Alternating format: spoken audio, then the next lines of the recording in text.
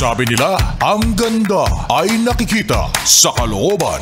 Bakit sa kanya? Nasa pangalan na, nasa mukha pa. Ganda ka? Ganda yarn. Ito na, ang nagmamaganda at feeling diva. Ganda Wanda! Para sa'yo, yes, friend, ano ang tunay na definition ng himala? Walang maisip? Kapag nagkagusto sa'yo yung taong gusto mo, yun ba? O kapag naghiwalay yung crush mo at jowa niya? Ay, o kaya naman sa bahay O. Kapag kumilos yung kapatid mo nang hindi mo inuutusan. O parang ano yun, parang himala nga naman yun, ano? Or kapag inutusan mo sila, hindi sila nagre-reklamo. Para sa akin, ang tunay na definition ng himala ay kapag nagbayad sa'yo ng utang ang kaibigan mo nang hindi mo sinisingil. Sabi ni Joshua, kapag may isang bucket ng chicken sa mesa pagising mo. Kasi kadalasan, 'di ba, pagising mo yung basyo ng pinagkainan nilang pamilya nasa basurahan na. Tapos kahit sa ref wala man lang natira for you, ano ba naman 'yan? Ayan lang ay iisa sa mga himala na pwede nating makuha everyday. Ayan.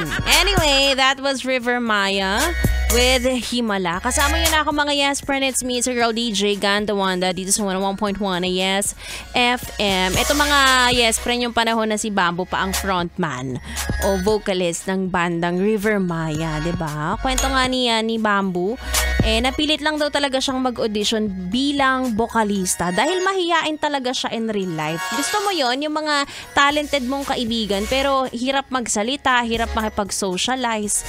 Diba? Samantalang yung mga yung mga Yes Friend makapal lang mukha.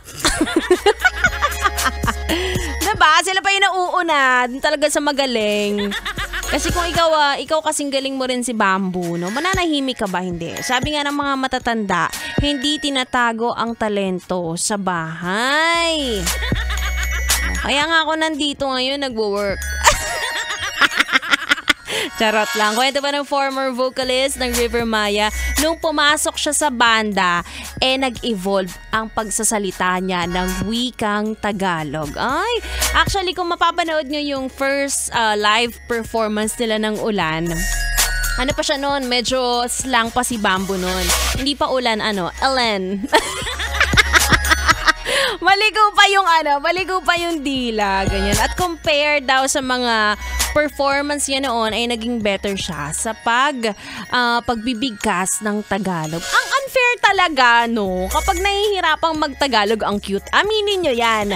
'Di ba? Pag ang Pinoy nahihirapang mag-English, ay nako, grabe, bobo agad. Diba? Ganyan tayo. Unfair talaga. Ang unfair. Ewan ko sa inyo, kapag mali-mali ang Grahams. Ewan ko sa inyo mga perfect. Mga perfect kasi kayo O hindi daw pamantayan ang pagsasalita ng English kung ikaw ay matalino or hindi. Ewan ko pa kung saan nyo nakuha yan. Init na naman yung ulo ko. Malamig na nga ang panahon. Anyway, samahan mo na ako, Yes Friend, ngayong maulang Friday. At huling araw ng iyong pagdudusa sa trabaho, kaya itodo mo na to.